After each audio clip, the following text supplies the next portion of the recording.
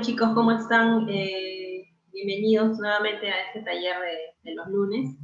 Quería agradecerles a los que pudieron enviar sus cuestionarios resueltos sobre los géneros periodísticos, el tema que vimos la semana pasada. Antes que empecemos, quería preguntarles si ustedes recuerdan cuáles eran los géneros periodísticos, en cuántos grupos estaban divididos los géneros. ¿Alguno de ustedes recuerda? Ludvika, Miguel o Piero. Eran tres. Exacto, eran tres, ¿verdad? ¿Cuáles eran? ¿Recuerdas? La noticia, también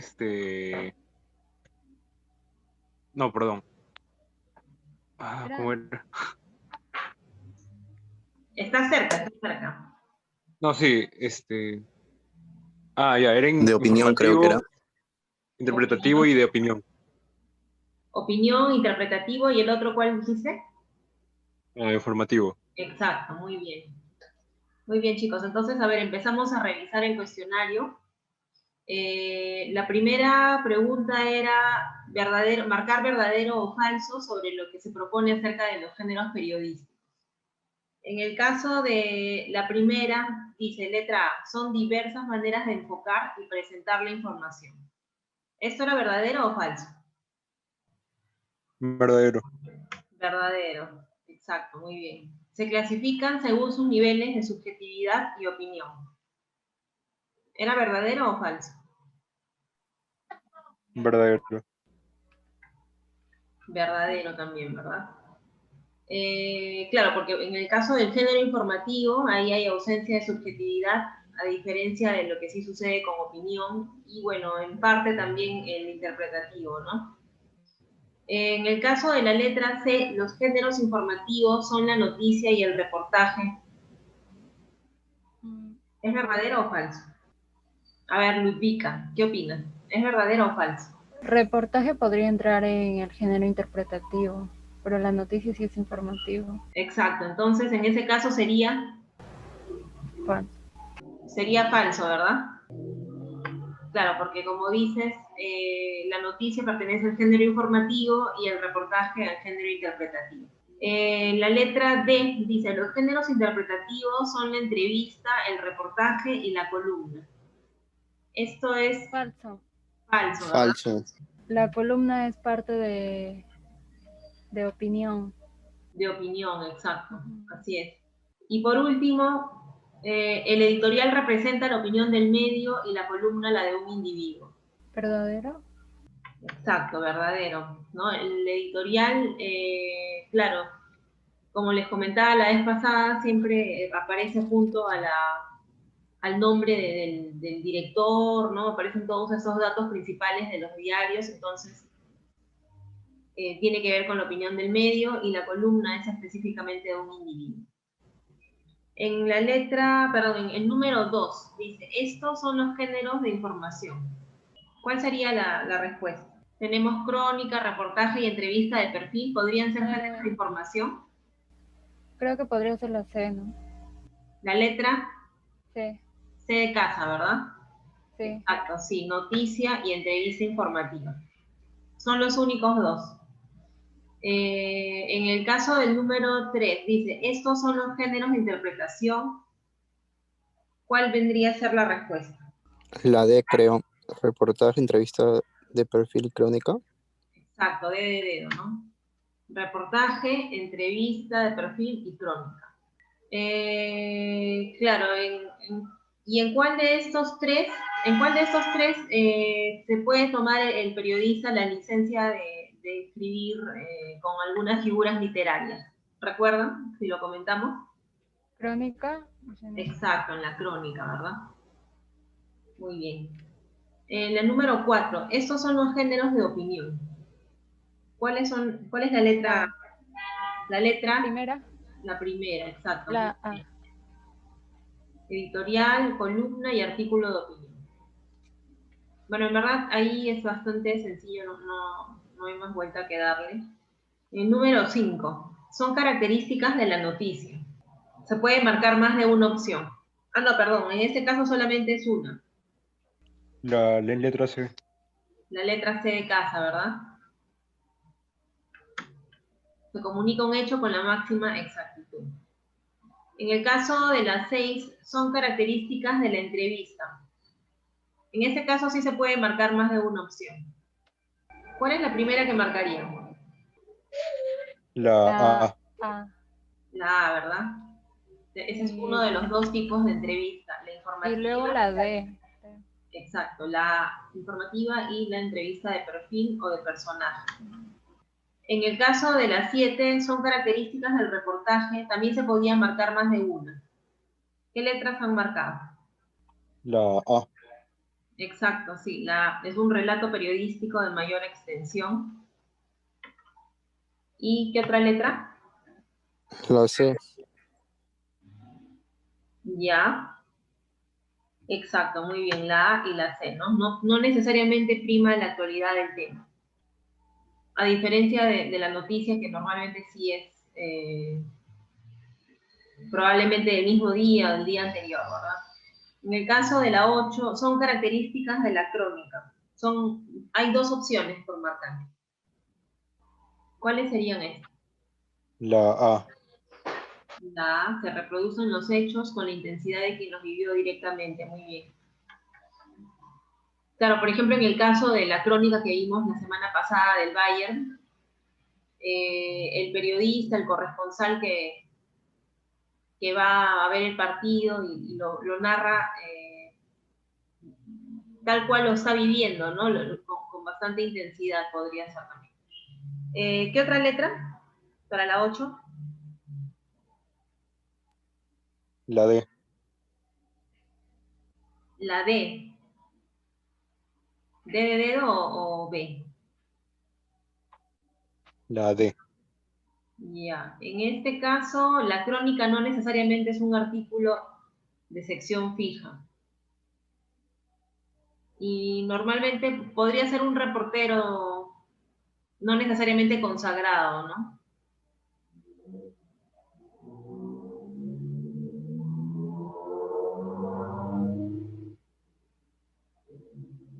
Puede ser la E, creo. La B, creo. B, exacto, la letra B. Porque si bien el periodista, el reportero puede expresar los hechos con ciertos toques literarios o bueno, con la intensidad del momento, también los hechos tienen que ser exactos, no se puede alterar la información. En el caso del número 9 dice, son características del editorial. Aquí solamente hay una opción. ¿Cuál sería la respuesta? La D, se expresa la opinión del diario. Exacto, se expresa la opinión del diario sobre hechos que han ocurrido durante la jornada informativa, ¿no? En el caso del editorial que vimos la semana pasada, si mal no recuerdo, era sobre la eutanasia, ¿no? Entonces, el diario, de algún modo, no sé si recuerdan, la posición del diario era a favor o en contra sobre la eutanasia, el caso de una ciudadana peruana que estaba reclamando su derecho a morir dignamente. ¿Recuerdan si el diario estaba a favor o en contra de la eutanasia? El diario estaba a favor. Exacto, estaba a favor, ¿no? Y por último, el número 10 dice, son características de la columna de opinión. En este caso también solo hay una opción. ¿Cuál sería la respuesta? La D. Es un relato periodístico de mayor extensión. No. La D de dedo. D de dedo, ¿verdad? Exacto. Es un artículo de sección fija en el que consagrados periodistas, escritores, comentan hechos o aspectos de la realidad según su opinión. Sí, Claro, muy bien. Esa sería la respuesta. Muy bien, chicos. Entonces, bueno, eso era en cuanto a lo que vimos la semana pasada. Ahora les voy a compartir el PPT de hoy.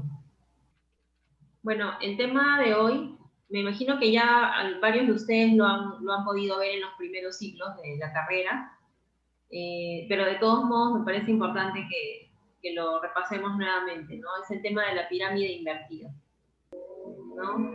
A ver.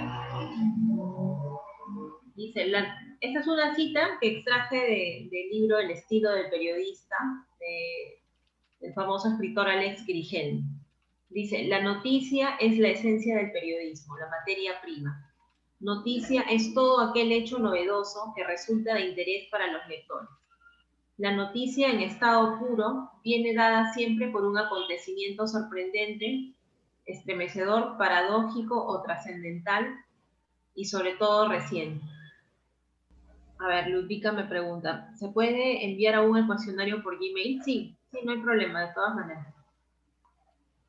A ver, entonces, bueno, a modo de repaso de lo que vimos la vez pasada, la noticia tiene tres características importantes, ¿no? Que son la novedad, el interés y la singularidad, ¿no? Entonces son tres criterios a tomar en cuenta para determinar si algo es noticia o no.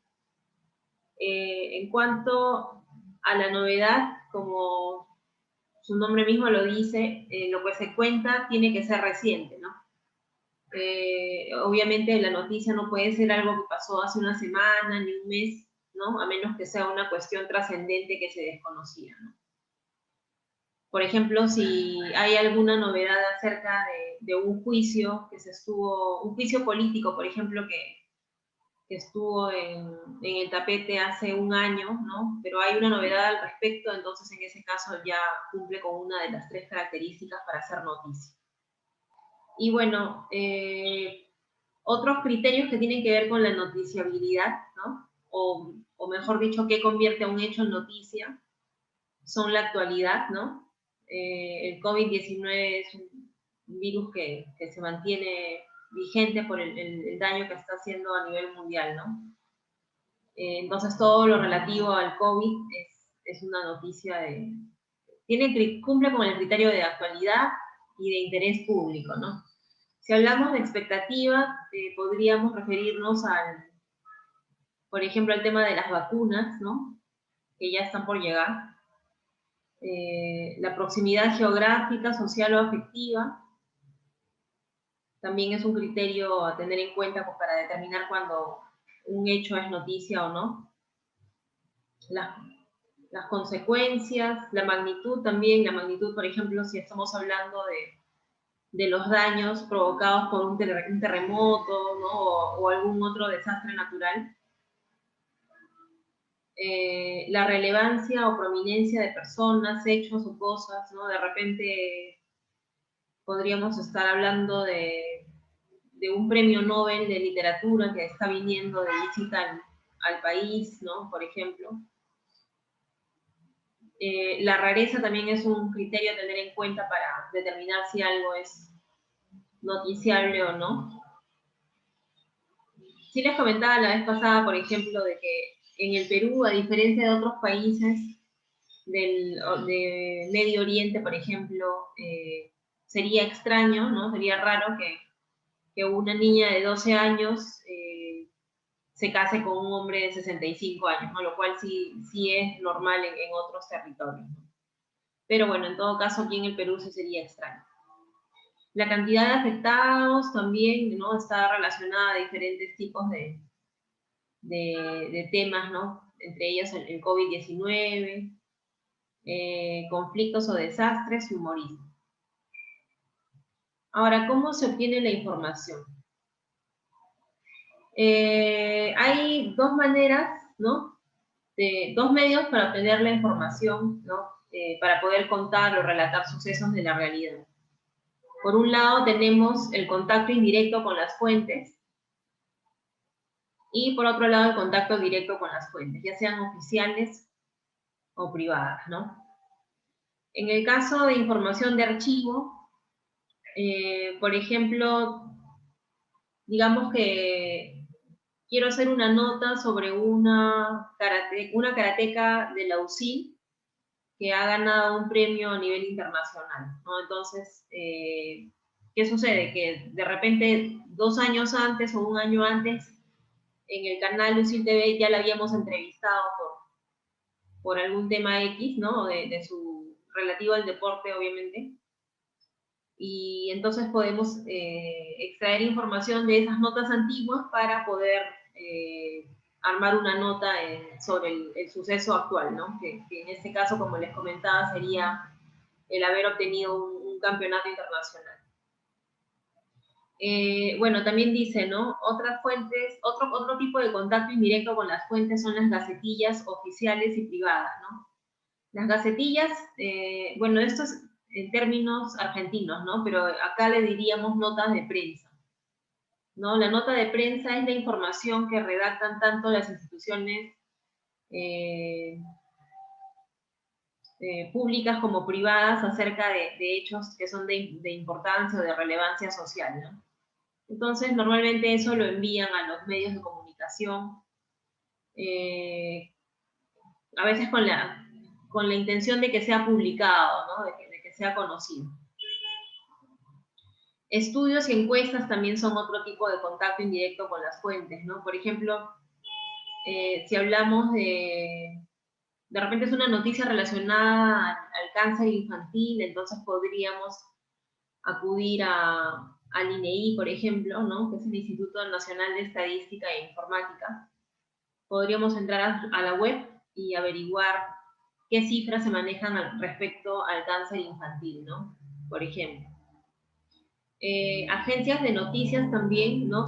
Las agencias de noticias son empresas periodísticas que de algún modo proveen a todos los medios de comunicación del mundo con noticias actualizadas, ¿no? Tienen corresponsales en diferentes partes del planeta, ¿no? Entonces, continuamente están actualizando información en sus páginas web o en el servicio pagado que ofrecen a diferentes medios. Bueno, el Internet también, ¿no? Obviamente Google es de gran ayuda, ¿no? Porque tiene información variada, bueno, múltiple de diferentes temas.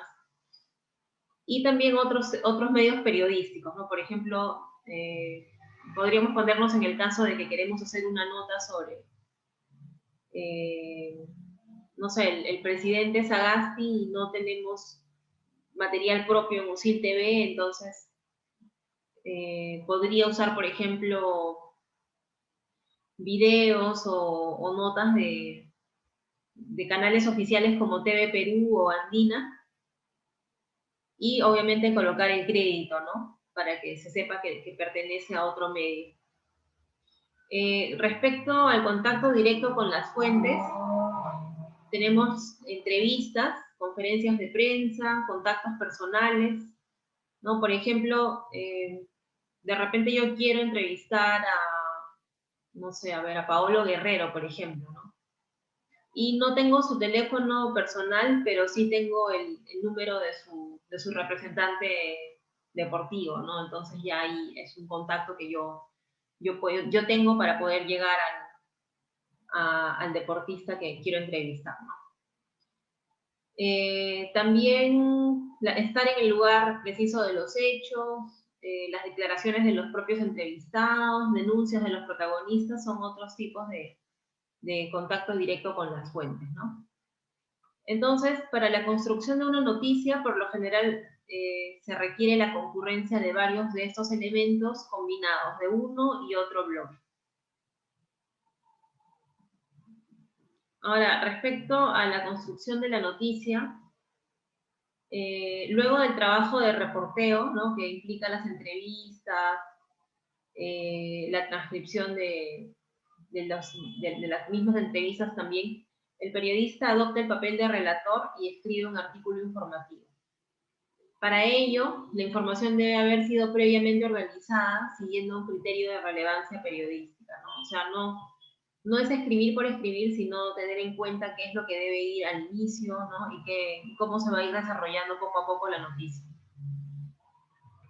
Como bien dice aquí, ¿no? En todas las informaciones periodísticas se puede identificar un eje o núcleo noticioso, alrededor del cual giran el resto de las estructuras complementarias que proporcionan mayor contenido y tienden a esclarecer el tema del que se trata, ¿no? Entonces, ¿cuáles son los errores más comunes? Ser excesivamente cronológicos, o sea, ir demasiado, no empezar por lo más importante, sino empezar por, o sea, como su mismo nombre lo dice, ¿no? Cronológicamente, ¿no? De repente esto empezó primero, después esto, y cuando no necesariamente es lo más importante, ¿no? Otro error también es abundar en detalles innecesarios. necesarios. ¿No? Entonces, bueno, como les comentaba, vamos a ver la pirámide invertida.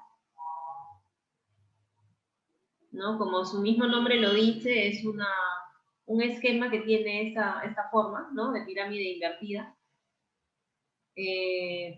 Tiene un lead, ¿no? Que es la parte más importante de la noticia. Usualmente el lead responde a las preguntas qué, quién, dónde, cuándo, cómo y por qué, ¿no? Pero no necesariamente responde absolutamente todas en el primer párrafo. Eso puede variar, pero de todos modos es importante que tengan en cuenta que las preguntas principales, ¿no? Sobre todo el qué y el quién, siempre van a ir respondidas en el primer párrafo. Luego, en el cuerpo de la noticia, se amplía la información ofrecida en el lead, ¿no? Se explica también los detalles y se desarrolla ese gancho noticioso con información de apoyo, antecedentes, entrevistas, ¿no? Y finalmente ya se dan detalles de fondo como hechos menores, ideas secundarias y tal vez conclusiones.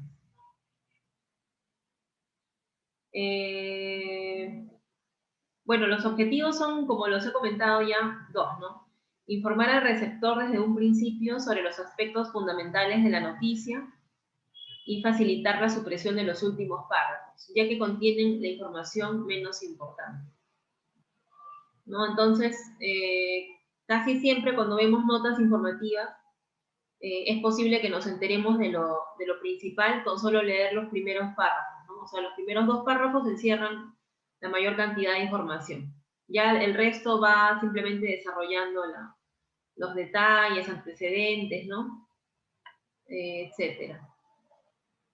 Y bueno, lo que sí es importante recalcar es que las nuevas tendencias periodísticas favorecen estructuras textuales más elaboradas y atractivas, ¿no?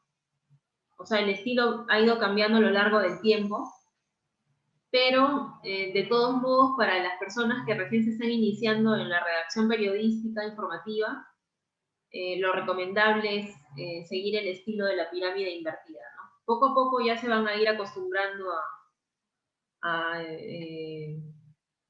tener un estilo más propio al momento de escribir las noticias, pero como les digo, es importante al inicio seguir este esquema de pirámide invertida. Bueno, como ya les comenté, ya habíamos visto, ¿no? El lead, ¿no? A ver, dice, una vez reunidos los hechos, comienza la tarea de convertir la masa de informaciones en una noticia agradable con un lead llamativo. Para esto, el redactor revisa, escoge, descarta y sintetiza hasta alcanzar su objetivo, ¿no? Bueno, ya lo hemos visto, que es el primer párrafo de la noticia, incluye las preguntas que están resaltadas en azul, ¿no? Pero como les comentaba, no necesariamente hay que responder todas las preguntas en el lead, ¿no? Porque en algunos casos esto podría resultar siendo un poco enredado o confuso para el lector, ¿no? De repente una forma de hacer llamativo este lead, ¿no? Es agregar previamente una oración, ¿no? En la que el reportero busca hechos, anécdotas o detalles que sirvan como gancho para iniciar el texto, ¿no? Entonces, bueno, ya está ya queda a criterio de cada redactor iniciar con lo que se considere más importante o interesante.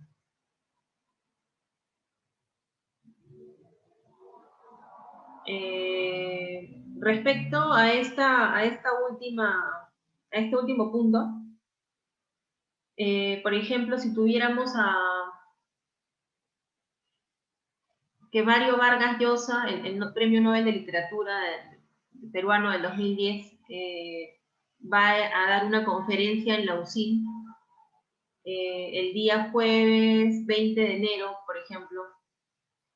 ¿Qué consideran ustedes que es más relevante? ¿Empezar con el quién, ¿no? Que en este caso es Mario Vargas Llosa, o empezar por el dónde, que podría ser el auditorio de Campus 1?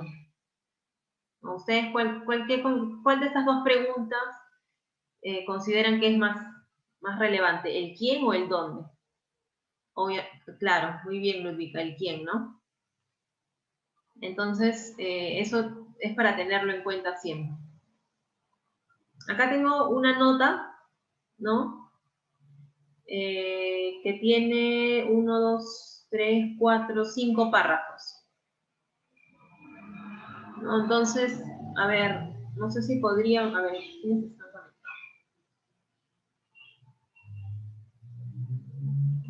A ver, estamos Miguel, Ludvika y Piero.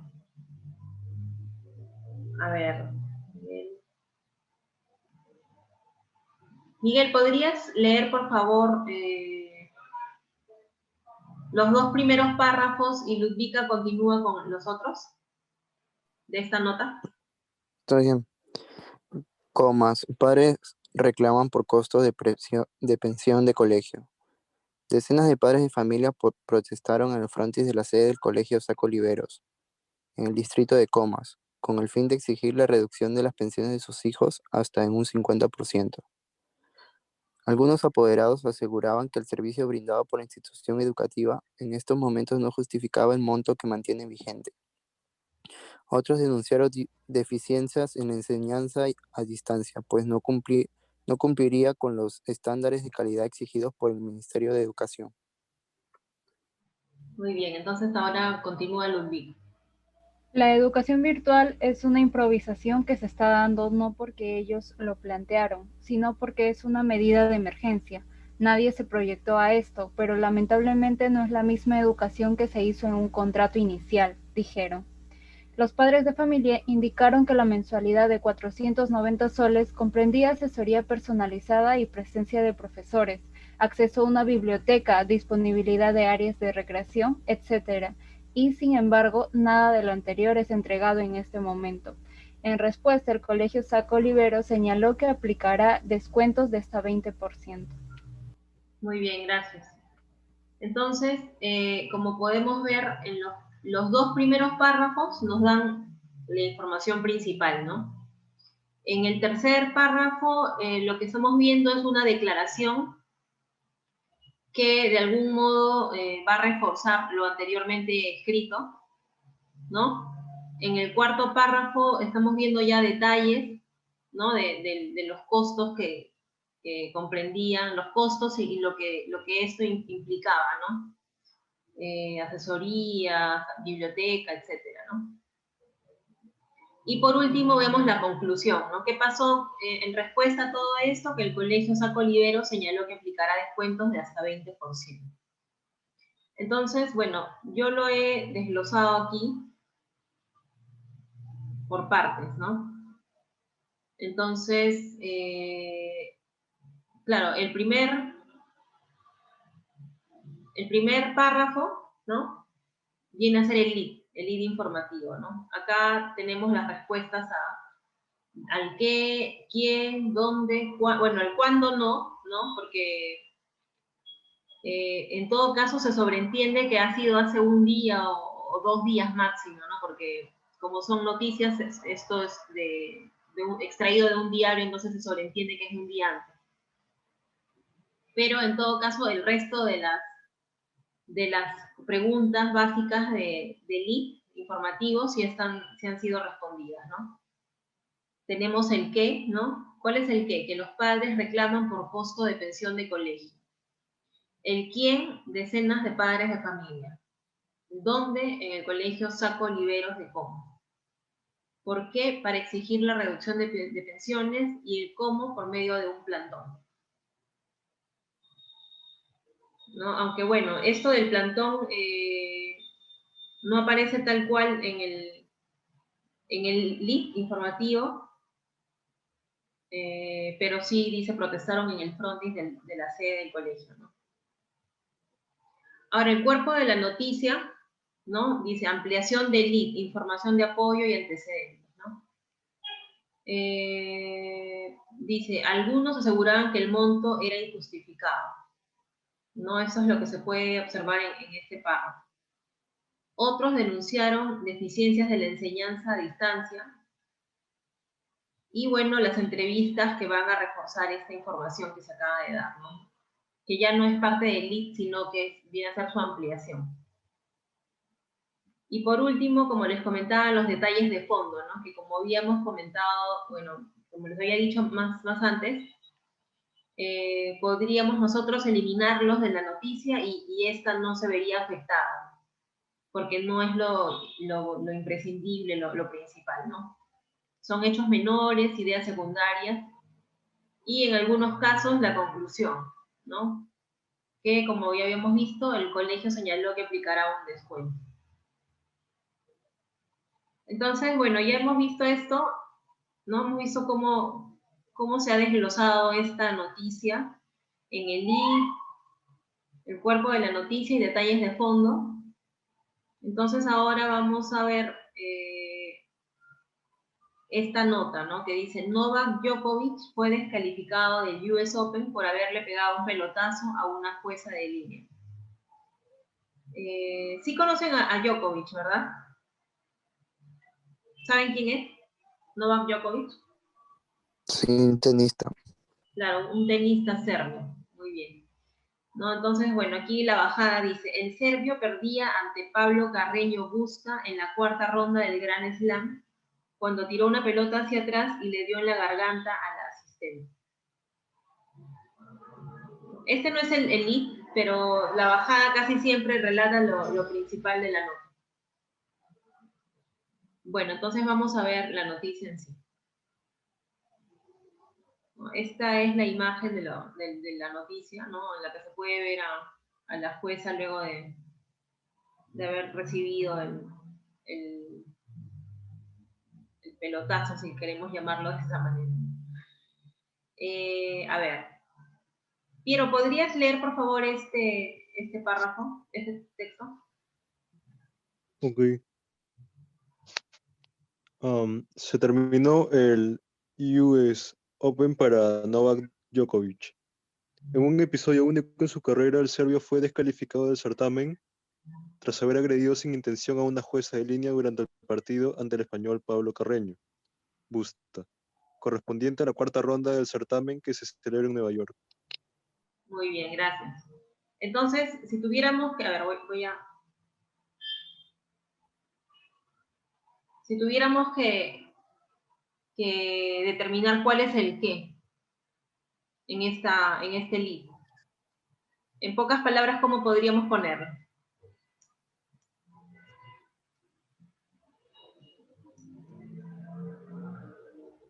Novak Novak Djokovic fue descalificado del Exacto, US Open.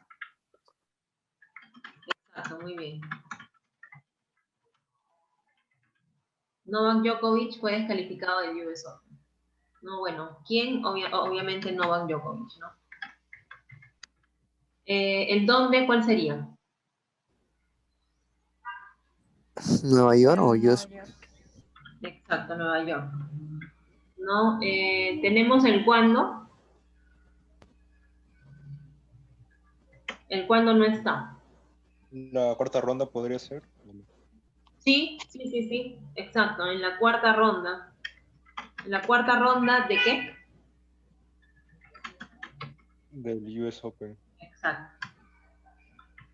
En la cuarta ronda del US Open. ¿Por qué? Por tirarle una pelota a la jueza.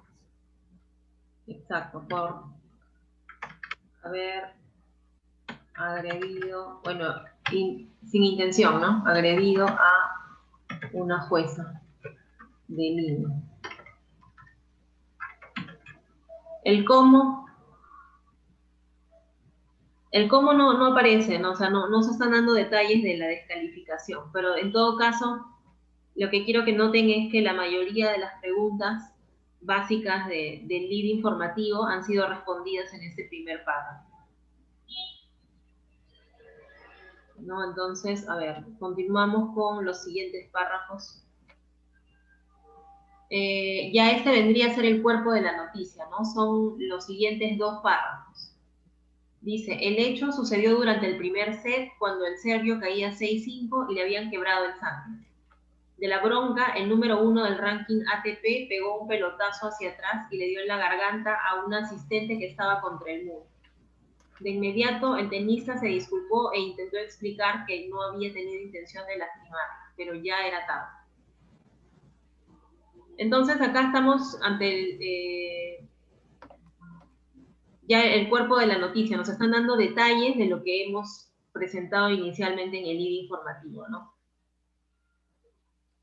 ¿Qué más dice? Tras casi 10 minutos en el que la mujer, quien quedó tendida en el suelo tras el impacto, fue asistida por el personal y de debate sobre lo que había sucedido, el juez decidió descalificar a Nole. Minutos antes, en ese mismo juego, había sufrido un golpe en el hombro izquierdo al resbalar y caer en mala posición, tratando de devolver un ajustado disparo de carrera. Tras recibir atención, volvió a la cancha para acabar perdiendo el juego y cometer luego el incidente con la jueza.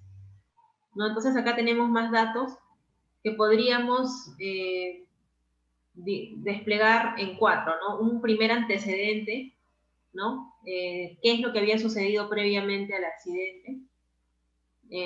Bueno, que en este caso es que iba perdiendo. La información de apoyo, ¿no? Djokovic se disculpó, pero la mujer igual quedó tendida 10 minutos tras el impacto. Una ampliación del lead, dice, los organizadores tomaron la decisión de descalificar al tenista. Y el antecedente 2, que ya era, digamos que mucho más lejano del momento de la noticia en sí, es que minutos antes Djokovic se había caído durante una jugada y requirió atención médica.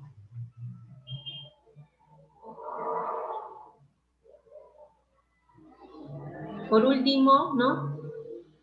Ya son los detalles de fondo o hechos menores. ¿Podrías leerlo, Ludvika, este texto?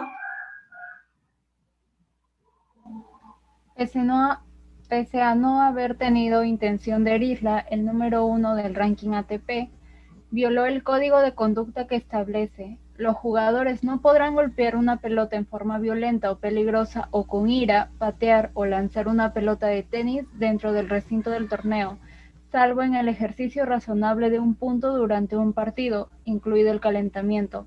Además, en este artículo se aclara que el abuso de pelota se define como intencionalmente o por imprudencia golpear una pelota fuera de la cancha, golpear una pelota de forma peligrosa o violenta, o golpear una pelota en forma negligente sin tomar en cuenta las consecuencias.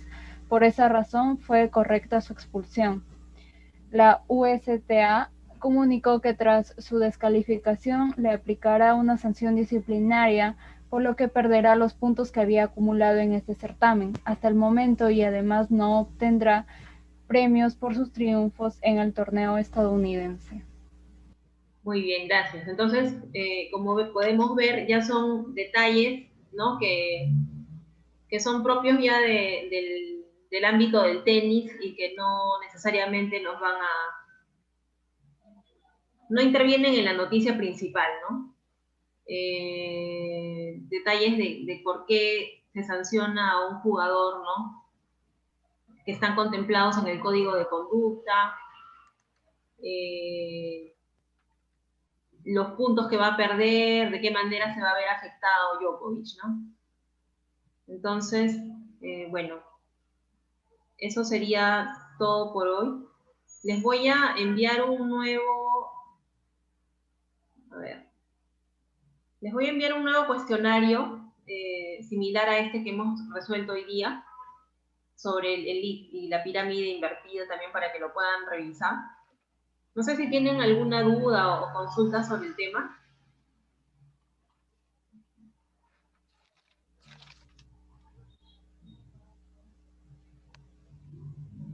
¿Todo bien, no, chicos? Sí, está todo bien. Muy bien. Entonces, bueno, ya me estoy comunicando con ustedes por correo o por WhatsApp, y cualquier consulta también me la pueden hacer por ese medio. Miss, el cuestionario que nos va a enviar también es por correo, ¿verdad? Sí. Les voy a enviar por correo lo que hemos visto ahora, el PPT, y junto con el cuestionario de esta clase, A ver, Miguel me pregunta, ¿no hay actividad para la próxima semana? Sí, justo como les comento es el cuestionario, un cuestionario sobre lo que hemos visto hoy. Y se los voy a enviar por correo también.